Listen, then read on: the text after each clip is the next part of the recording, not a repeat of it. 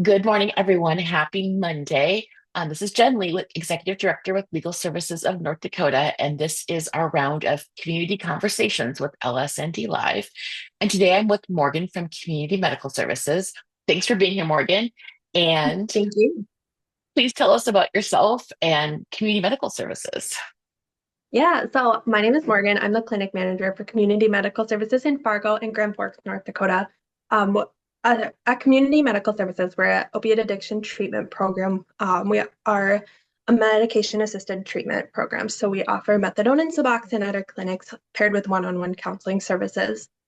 We do all our new admissions on a walk-in basis. So we kind of do that whenever people are ready to come into treatment. And for those who aren't really familiar, so I found this very interesting when I toured in Minot with your staff there. I just had no idea. I think some of us are sheltered, like we've never had to go any place like that. But can you kind of talk through like who would be the person walking into your door? Yeah, so we have a wide variety of people with addiction to opioids. So whether it be that they are using prescription pain medication and overusing that, or else maybe they are using fentanyl or heroin, whatever that may be, we just want to help them get move forward in their recovery. So you help them just figure out how to get off of whatever they're on, but safely so that Yes, they're exactly. not, yeah. I Yeah, think so the there's a lot of medications misunderstanding. help. Yeah. Oh, sorry. The medications help with the cravings and kind of working through that process and starting to reduce the amount of other substances that they are using. Cool. Yes. I think it's, again, if you've never gone through it, you don't really know what goes into it. I was very interested in how well versed your staff were on just the difficulties and trying to get people to, it's hard to admit, first of all, that there needs to be some help, and then just trying to get the help, I think, is really hard. So I think you all do a great job at that, getting people through Absolutely. that. That's a huge, that first step is really big for individuals to make, especially just seeking treatment, going into the clinic to get started.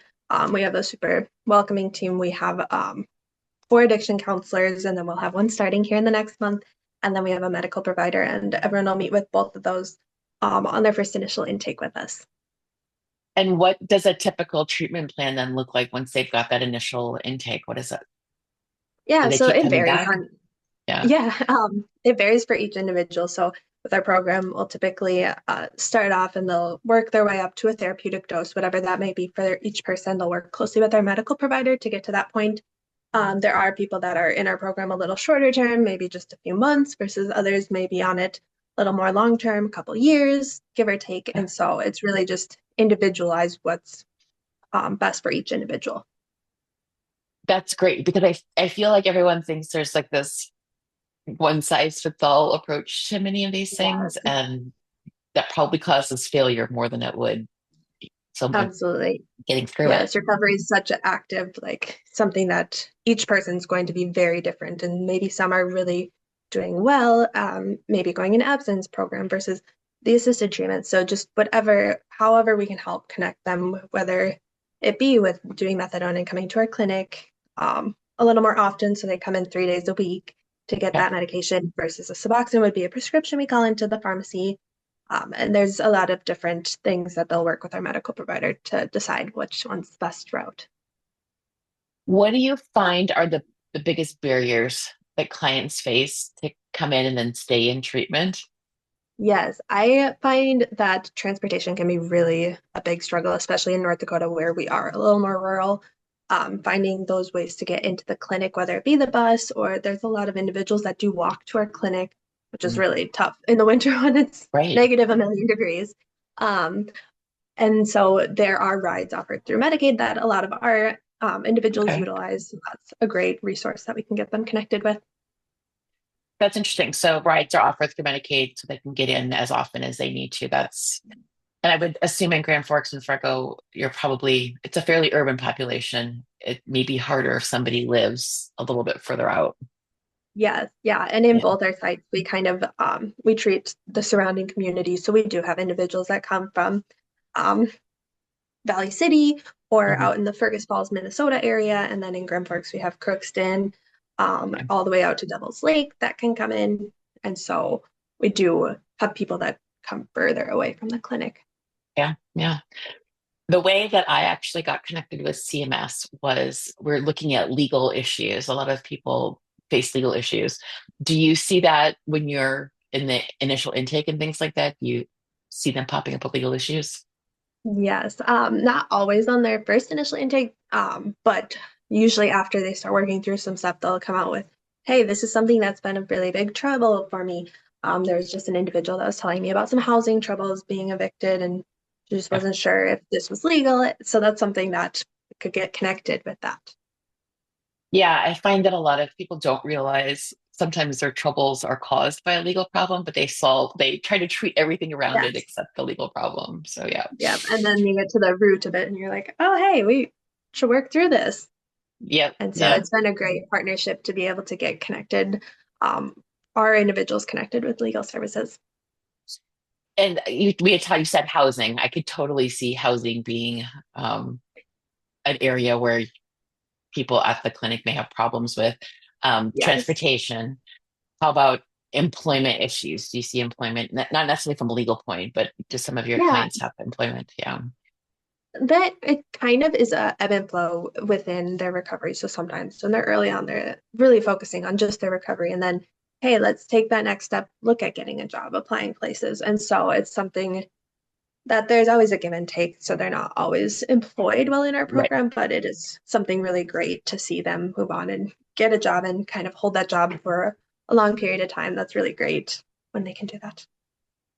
Do you all have case managers or care coordinators? Do they have a single point of contact that they work with you? And Yes, so we do have one case manager at our Fargo site. Our Grand Forks site's a little bit smaller. We're newer to the area here.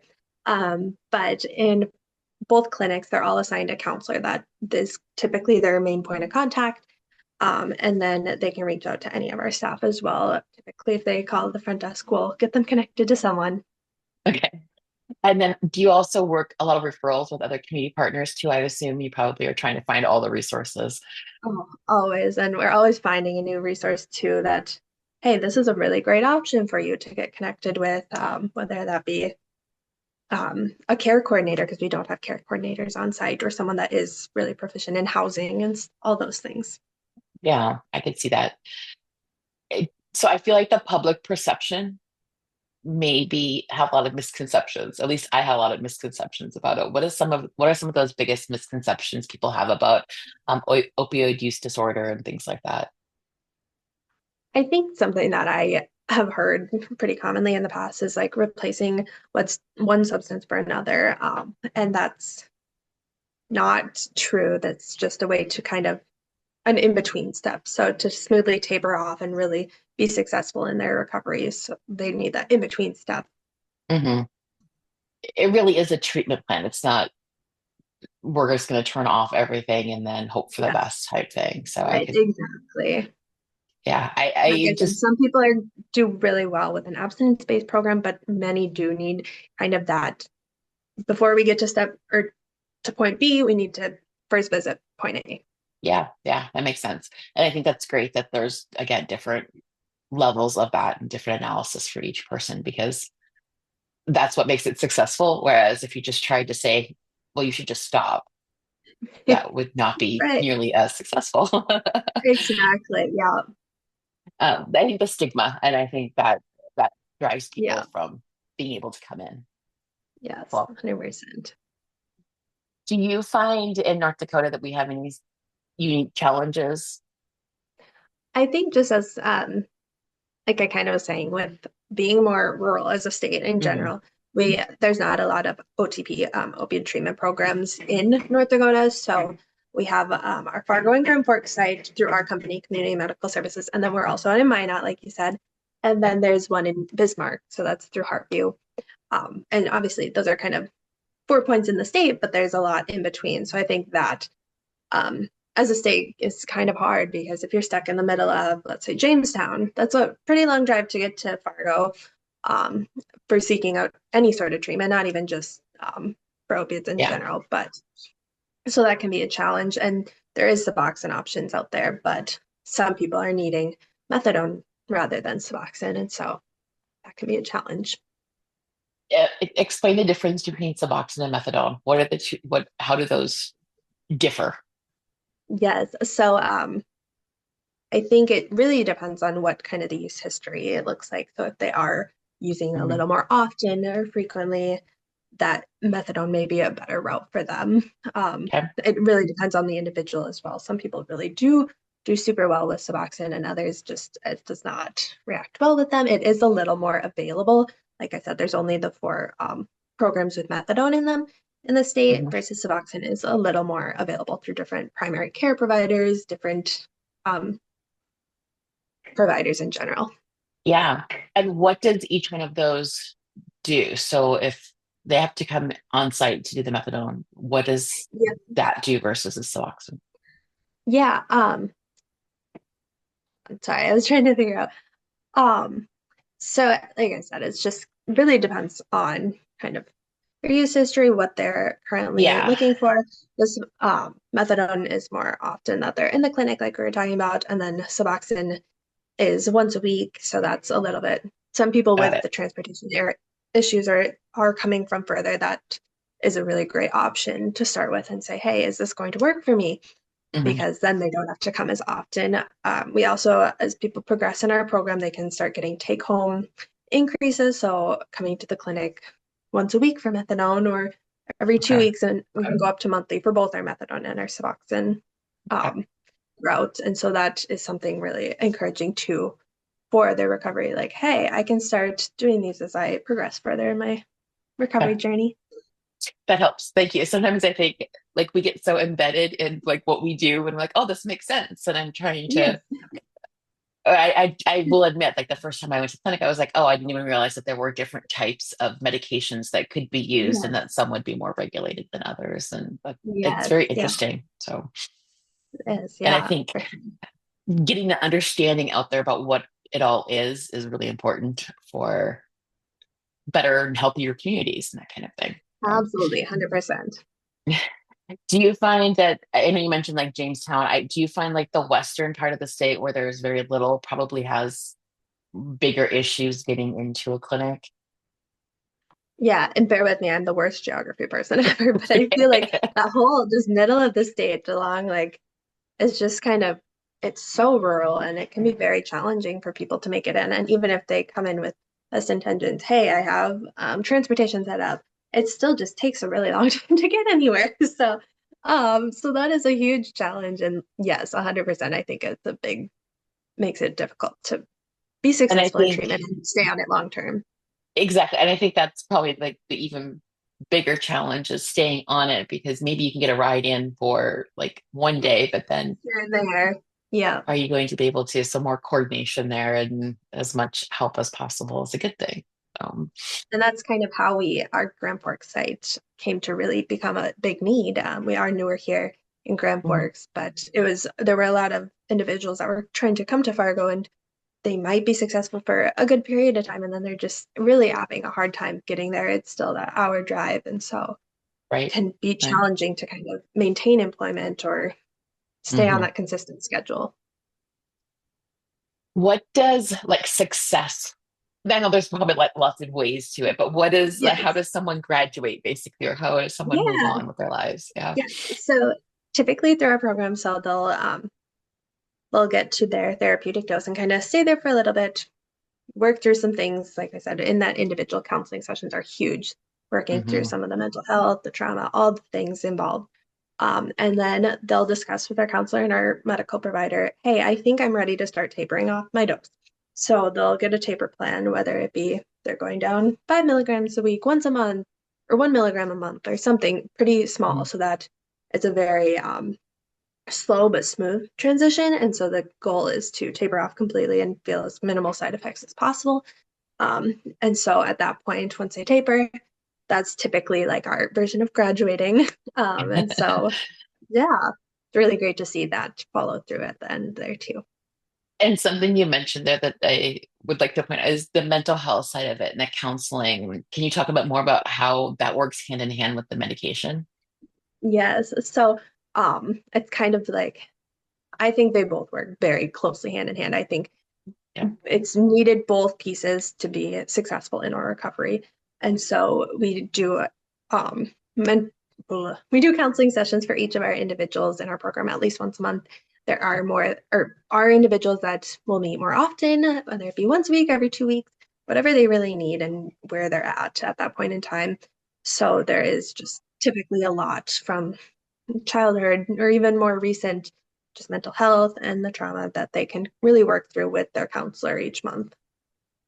Yeah, I think that's really important because again, it's one thing to address a symptom or one thing, but then not fix the whole problem Yeah, becomes people who exactly. relapse or don't know how to Yes. deal with life. So Yeah. yeah. Um, so we had set up a medical legal partnership with CMS because again, trying to help people figure out what their legal issues. And so far, I think we've had a pretty good um, trial run of that. Do you see Absolutely. do you see people kind of recognizing when we're there and that kind of thing these days? Yes, 100%. It's actually really great to walk out and see people having those conversations. Hey, when is legal services here again? I need to talk with them about something. Or I can get them their card and say, hey, call them. They'll be in a couple weeks too. You can always catch them in the clinic. So that's really great to have that smooth connection. And then we have your guys' flyers all over and information so that we can make sure to really all encompass them, like catch them when they are wanting to Right. address those legal issues. And I appreciate that because I think that again, there's so many things that have to happen to make it successful for the patients and the people are coming in, and anything we can do to find more resources Absolutely. um, for people is really important. Um, do you have any events, anything coming up, anything you want to share when we post? Do you guys? I know there was an open house in Minot last fall that was Yes. really fun. Yeah. I don't know that we have anything too exciting Okay. planned. We typically do a little community cleanup in the area in the spring summer transition Okay. time, just to make sure it's a really welcoming environment around. And so we partner with Southeast that's down the street from us and community options and get everyone together. So that's coming Well, up too. That's exciting. we'll watch for that then, and we'll share it out when Yes, we see it absolutely. go up. So, any last words? Anything else you would like to share about CMS or anything going on?